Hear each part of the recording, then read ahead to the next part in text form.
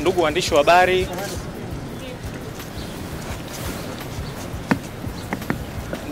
habari, na mahususi kabisa wa Tanzania kwa ujumla, tumefurahia kwa kipekee kabisa uamuzi huu wa mahakama ya mkazi Dar es Salaam iliyopo Kisutu, kwa sababu kubwa moja. Ni uamuzi ambao haukuwa mwepesi, ni uamuzi ambao ulihitaji ushujaa wa mahakama. Katika hoja tulialika mahakama iwe kubwa, yani we invite the court to be greater, na kwamba mahakama imetusikiliza na tunaamini imejijengea heshima ya kipekee sana siku hii ya leo.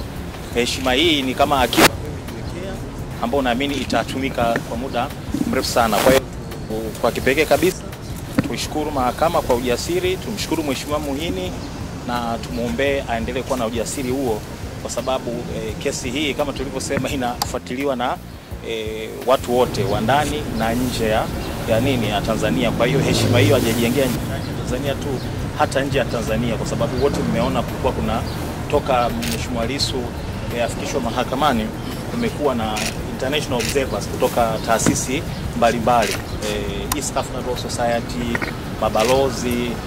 Kwa wale wote wanabeba reflection ya kwamba basi angalau mahakama zetu zinaweza kuwa na ujasiri.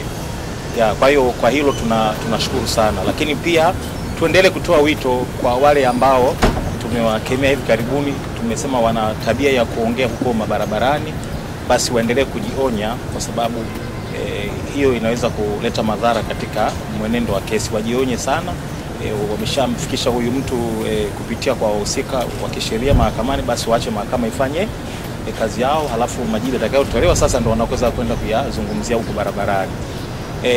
Lakini pia tuna report kwamba tulitoa ahadi kwamba tutapigania haki ya umma ya kusikiliza kesi, kwa sababu ingeset a very bad precedent kwa Kiingereza, yani ingetoa misingi mibaya sana kwenda mbeleni, manake ndio ungekuwa sasa ni mtindo. Kwa tuliahidi kwamba tutapigania haki ya wananchi kushiriki kwa mujibu wa sheria ambacho sasa hizi ni maarufu kabisa, kifungu cha 180 kidogo cha kwanza cha sheria ya makosa ya jinai sura 20 yafanya marekebisho mwaka 2022, kifungu ambacho kinatoa haki ya wananchi au umma kushiriki katika mashauri ya jinai. Kwa tunafurahi kwamba tumetimiza ahadi yetu kwa jumla wetu kama jopo. Kwa hiyo nafikiri at least katika aspect hiyo hatuna deni.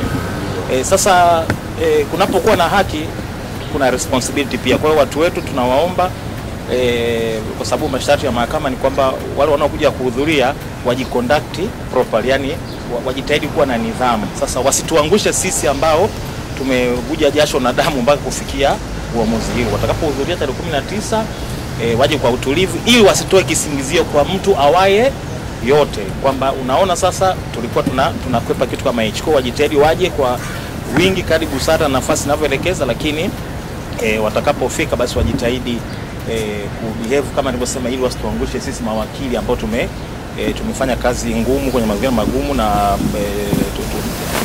tumefikisha gurumu hapa alikofika. Tunawashukuru pia waandishi wa habari kwamba pamoja na magumu yote ambayo mmepitia, tunajua baadhi yenu mlikuwa physical assaulted, mmezuiwa. Tunafahamu kwa mfano kuna mtu mmoja sitaki kumtaja jina lake, alizuiwa kabisa na askari fulani kwamba wewe hutaruhusiwa kuingia. May take up that matter huko kazini kwake, wamewasiliana na taasisi ambazo zilimzuia, lakini tunawashukuru kwamba mmekuwa steadfast na kwamba kesi ina hatari ya kuendeshwa katika namna, tuseme tafsiri yetu ilikuwa ni ya kificho, lakini nyinyi mmetusaidia sana kudisseminate mwenendo huko nje na mpaka kila mtu akafahamu. Kwa hiyo mchango wenu ni wa muhimu sana, lakini pia tunawapa pole kwa yale yote.